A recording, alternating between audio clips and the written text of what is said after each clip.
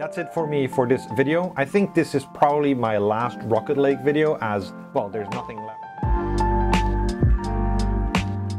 While OCTVB is included in all Rocket Lake documentation and should be supported at some point, at the moment of recording, the feature has not been enabled yet.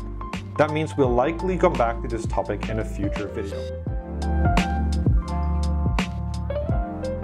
About a month ago, I received a message that OCTVB was finally available for Intel Rocket Lake. Now, while it is not mandatory to have OCTVB enabled to benefit from Intel cryo cooling technology, obviously OCTVB allows us to maximize the overclocking potential and maximize the performance gain from cryo cooling technology. So I've tried OCTVB on Rocket Lake for about a month now, and in this video I want to share my experience with you.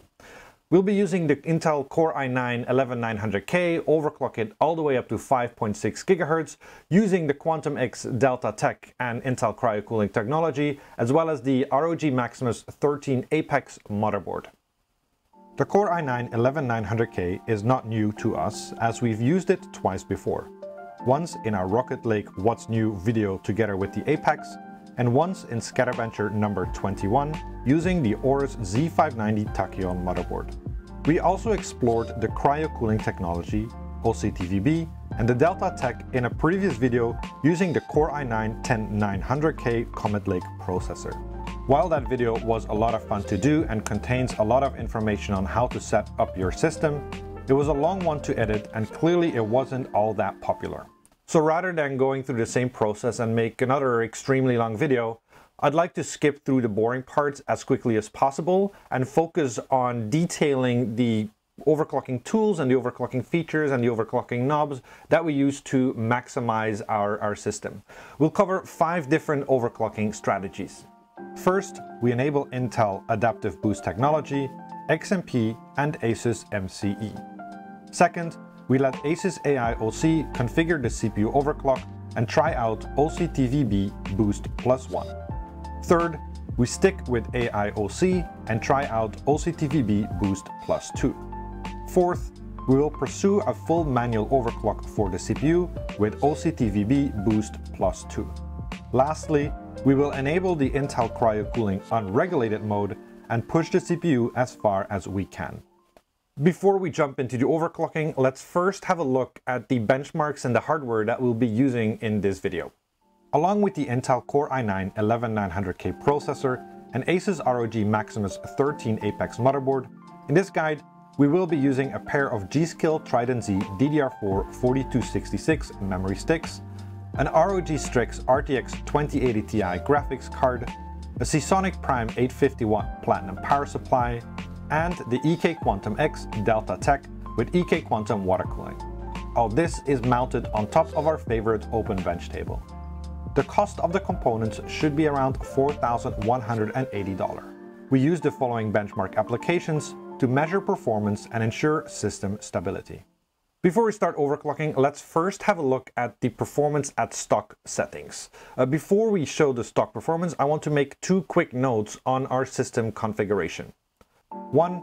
For the stock performance, we leave the Intel cryo cooling set to cryo mode. Intel has improved their software, and now you can have the tech cooler automatically set to cryo mode when entering the operating system. All you have to do is go to the cryo cooling desktop tray, navigate to mode and set cryo.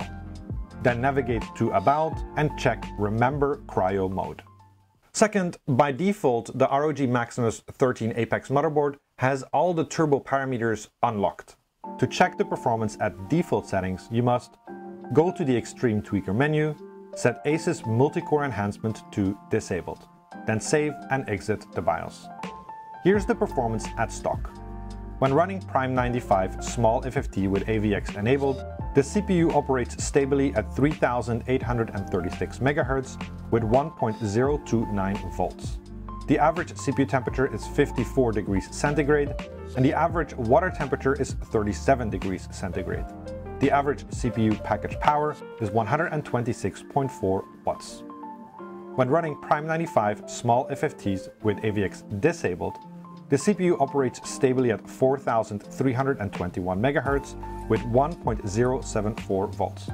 The average CPU temperature is 49 degrees centigrade, and the average water temperature is 37 degrees centigrade. The average CPU package power is 126.9 watts.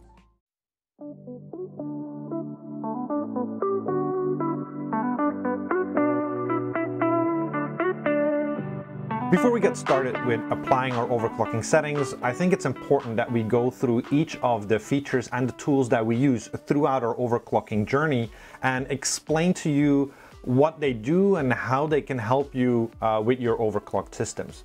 Many of these features come back in multiple strategies, so I think it's very important to thoroughly understand what is the function and what is the purpose of each of these overclocking tools, overclocking features, overclocking knobs.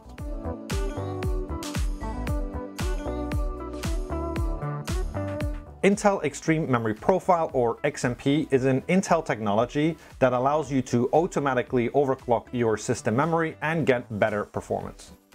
XMP is an extension to the standard JEDEC specification that allows a memory vendor to program different settings onto the memory stick. The settings include the memory frequency, the memory timings, as well as the memory voltage. I almost always enable XMP on my systems because it's an incredibly easy and safe way to increase the system performance.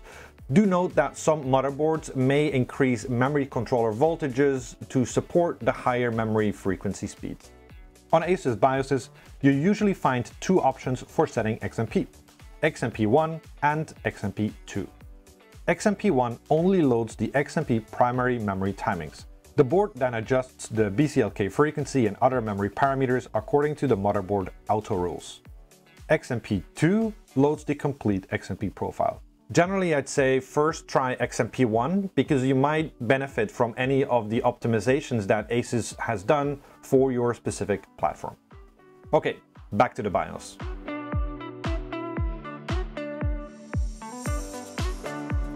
Intel Adaptive Boost Technology, or ABT, was introduced to the market relatively close to the launch of the 11th generation Core i9K and KF CPUs in March 2021.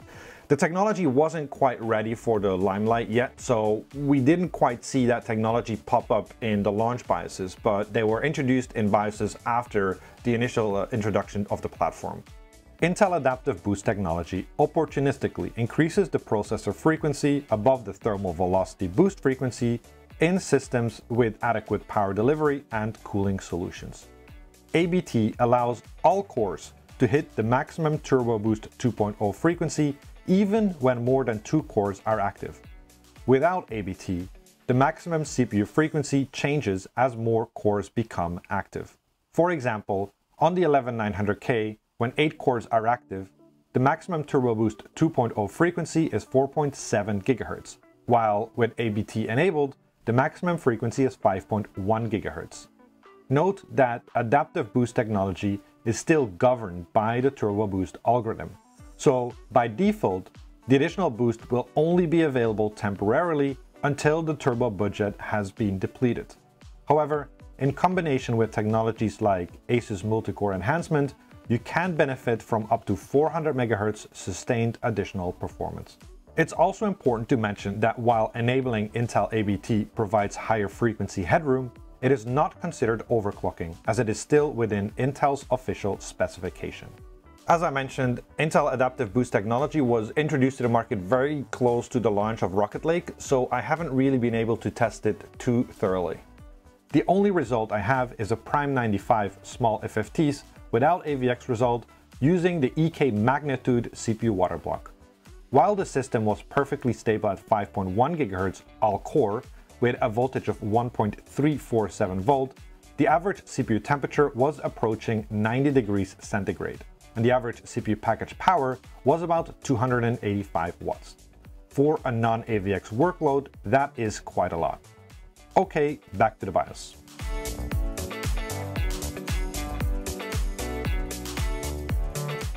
ASUS MultiCore Enhancement is a single BIOS option that removes all the limits constraining the Turbo Boost 2.0 algorithm.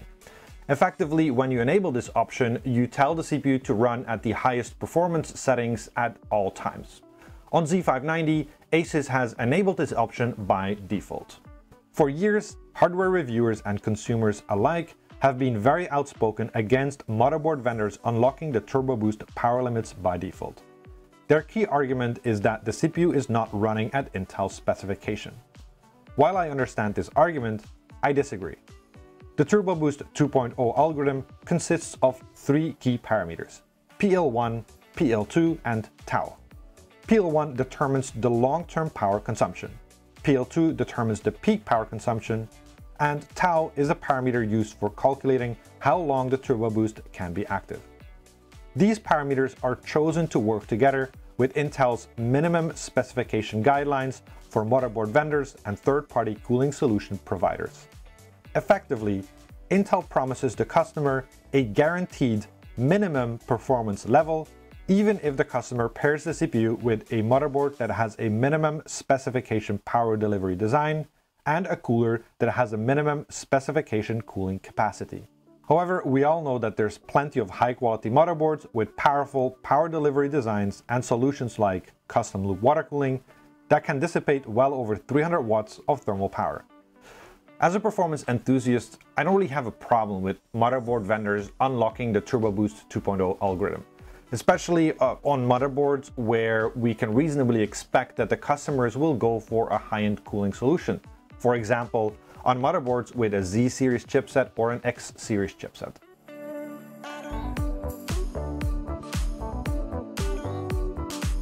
Generally, on Intel platforms, there's two ways to set the CPU ratio: sync all cores and by-core usage. Sync all cores sets one ratio that is applied to all cores. This is very much the traditional way of overclocking. Of course, back in the day, when we only had 1, 2, 3, or 4 cores, the difference between those cores wasn't that much. So it didn't really make that much sense to spend time and efforts in trying to max out every core individually. Nowadays, even mainstream CPUs have up to 16 cores. That means the quality difference between the cores can vary greatly. In addition, the heat produced by 16 cores at full load will be much higher than the heat produced by just a couple of cores at a light load.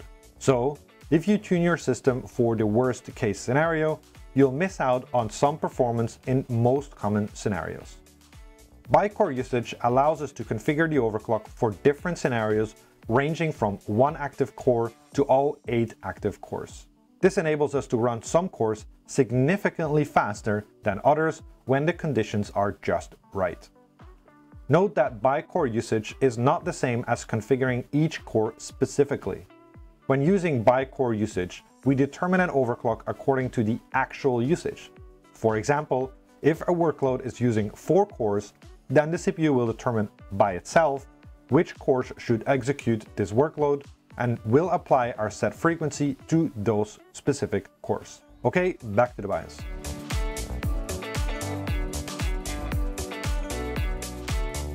A big change for Rocket Lake compared to previous Intel mainstream platforms is that each core now has its own PLL. That means that every core can now run its own frequency. The per core ratio limit allows us to configure each physical core to its own maximum boost ratio. This enables two important new avenues for CPU overclocking. First, it allows users to individually overclock each of the cores and find the maximum stable frequency. Second, it allows users to set an aggressive by-core usage overclock while constraining the worst cores. Okay, back to the BIOS.